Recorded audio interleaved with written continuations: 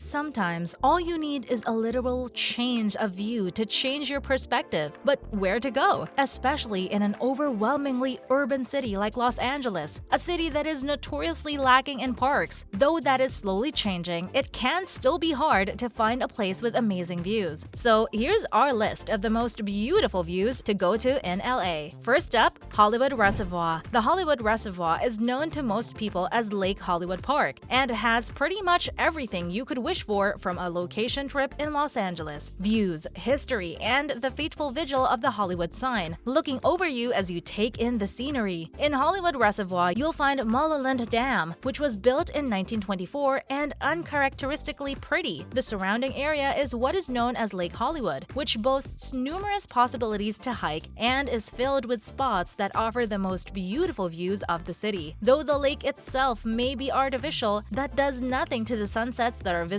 from it. Next, Runyon Canyon Park. At the eastern end of the Santa Monica Mountains, you find Runyon Canyon Park. And while most trails around LA offer the opportunity to escape city life, at Runyon Canyon Park, you'll have to trade solitude for community. Because it's a crowded park, anyone expecting peace and quiet, adjust your expectations or change your plans because the rewarding view from these hills come with a price. With trails for every temperament, occasion, and mood, Runyon Canyon Park does have something for everyone. And who doesn't like a little bit of people watching while getting some outdoor exercise? The southern entrance is easily found on foot from Hollywood Boulevard at the north end of Fuller Avenue in Hollywood. The canyon itself used to be known as No Man's Canyon, which was the English name given to the gorge which lies above Franklin at Fuller Avenue and extends all the way to Mulholland Drive. Following, Vista Hermosa Natural Park. Definitely much more quiet than Runyon Canyon Park is Vista Hermosa Natural Park. As you scroll through this park that almost never became reality, you'll occasionally bump into a contemplative jogger or someone walking their dog. But for what the park has to offer, the park is especially calm. Vista Hermosa Park is a shining example of what can be done with a reclaimed urban park when the architects work together with the people who need to use the park. The park has soccer fields, playgrounds, meadows, stunning native plant landscaping, and picnic areas, all in its humble 10.5 acres. But the best feature of Vista Hermosa National Park is probably that it's barely a stone's throw away from downtown LA and hides one of the best views of downtown you'll ever get, especially a view with so much peace and quiet. Next, the Getty Center. Most people will be familiar with the Getty Center for its architecture and extensive art collection. Drawings, paintings, sculptures, illuminated manuscripts, decorative arts, and pictures from all over the world, starting from the year 1930 to now. Among all those artworks, you can even find Vincent van Gogh's Orisis. But as you stroll the grounds, from the terraces to the large central garden designed by Robert Irwin, don't forget that the location of the Getty offers views that are worth more than any of the art combined. So after a full day of exploring all the gardens, studying the sculptures, participating in workshops, and viewing the exhibits, there's no better way to wind down from all the excitement than by choosing from one of the many dining options that the Getty Center has, from pizza carts to fancy full-service restaurants, and take in the view. Why not stretch out on the plaza level for a leisurely picnic? Hold up, did you really think that was all? Wait until you see the rest of our amazing spots. Though this list would be incomplete without Mulholland Drive, have you ever heard of the LA City Hall's observation deck? Where do you go when you want to have dinner at Spire 73? Don't even know what that is? And where can you find Angel's Point?